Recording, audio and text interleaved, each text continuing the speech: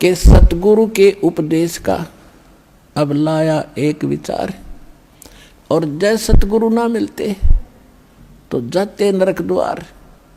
नरक द्वार में दूत सब फिर करते खेचा ताने। अब आप न पकड़ के कोई कुआं में गिरना चाहे, क्या खुश होके गिर जाओगे? पूरे हाथ पैर मारोगे, चिल्लाओगे, बैक मारोगे जितनी आपकी पैर बसाओगी। तो वहां तो नरकवीर कुआ भी हाहाकार माच रही, उनका पीटे जा रहे हैं, कोई सड़ रहे हैं, कोई कौवे नोच रहे, और उस खड्डे में, उस गड्ढे में आपको फेंकने के लिए ले जाते समूह के समूह को। हजारों की संख्या में यम के दूत भाले ले रखे होते हैं। ये जो शरीर है आपका, ये तो ऊपर का कुर्ता पजामा है, असली शरीर तो अंदर है, इसको सूक्ष्म शरीर कहते हैं। उसमें प्राणी मरता नहीं, लेकिन दर्द बहुत होता है। तो ये भूत प्रेत उस सूक्ष्म शरीर में घूमते हैं, वो आपको नहीं दिख सकते। और वहाँ वो शरीर होता है, उसको फिर जब आदेश हो जाता धर्मराज से, धर्मराज के यहाँ से, न्यायाधीश से, जाओ इसको नरक में, इसको स्वर्ग में, इसको गधे की योनि में, इसको कुत्ते की योनि में, वो तो फटाफट चले जाते। यम के दूत जब उसको लेकर चलते हैं पूरे टोल के टोल को, जैसे डांगर पशुओं को फाटक में रोकते समय वो वापस भाजन गलठ मार मार के अंदर ठोक्या करें, तो वो सतिथि होगी वहाँ पर उन प्राणियों की जो सत भक्ति नहीं करते या नकली संतों से नाम लेकर भक्ति करें। सतगुरु ना मिला जिनको, यम के दूत उनको आगे को ले जाएंगे और वो वापस भाजेंगे। उसमें कौन गिरा राजी खुशी, तो उनका सीधे भाले ठोकेंगे, दे लटकीता लागो, और उनको फिर धक्के से ठोक कर उसमें और फाटक बंद कर देंगे। तो यहाँ बताते हैं नरक द्वार में दूत सब फिर करते खेचा ताण, उनसे कभू ना छूटता। और उसके बाद नरक भोग के फिर कहाँ, फिर 84 लाख योनियों में 4 खानियों के अंदर फिर आता। 4 खानी में भरमता और कभू न लगता पार, ये फेरा सब मिट गया मेरे सतगुरु के उपकार।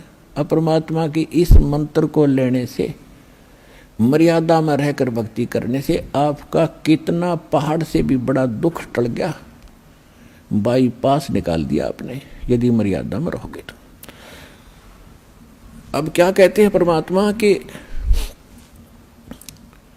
सतगुरु के सजदे करूं कर्म छुटाए कोटि, और जो सतगुरु की निंदा करे उनके यम तोड़ेंगे होठ। कि ऐसे संत ने जो इतना उपकार किया, इतना निर्मल मार्ग, और ऐसे पहाड़ से भी भारी दुख जीव के बचा रहे हैं। और यहाँ इस जीवन में भी करोड़ पापों से आपको बचाया जा रहा है। बीड़ी मत पीना, शराब ना पीना, मांस मत खाना, भाई किसी की आत्मा ना दुखाना। अब आपको इतनी दया और ज्ञान होगा भगवान का, तो फिर आप इन पापों से बच के सारा दिन भगवान की भक्ति करते हो, ना बैठ के गप्पे मारो, कि तो ताश खेलो, कि तो राजनीति बतलाओ, कि तो सिनेमा मार्ग फुड़वाओ बैठे बैठे। अब कितने बाईपास निकाल दिए, कितने कर्म छुटवा दिए आपके बुरे। कहते हैं सतगुरु के सजदा करूं कर्म छुटाए कोट, और ऐसे सतगुरु की जो निंदा करें फिर यम के दूत उनके होठ तोड़ेंगे, यानी ऐसा पीटेंगे कि तर लागो। होठ तो नाजुक होती है, कोई बालक न धमकावे तो उठा पर ना मारा करे, एक आधा थप्पड़ चट्टू कमरे में मार ले।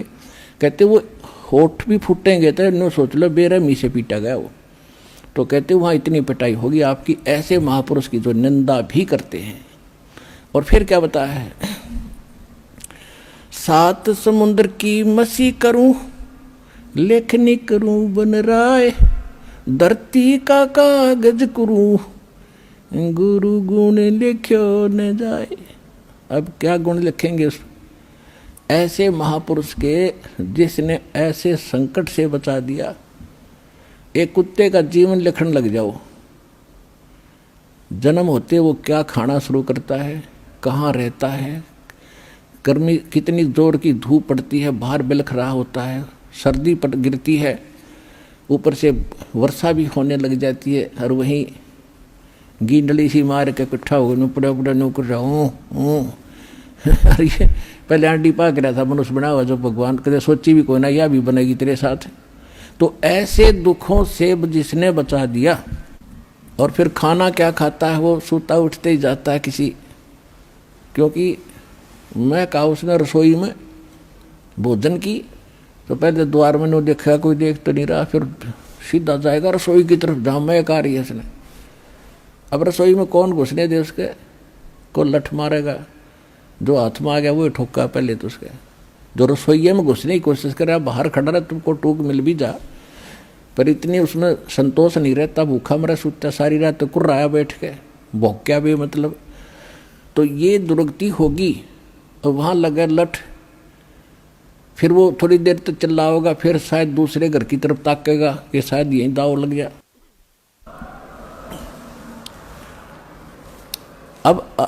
अब दूसरे घर में जब जाता है, वहाँ उसके भाग को जूत मिले, टूक मिले, जब वहाँ भी लठ लग गया तो फिर वो खखाट उठा है, बाहर जाता जंगल में।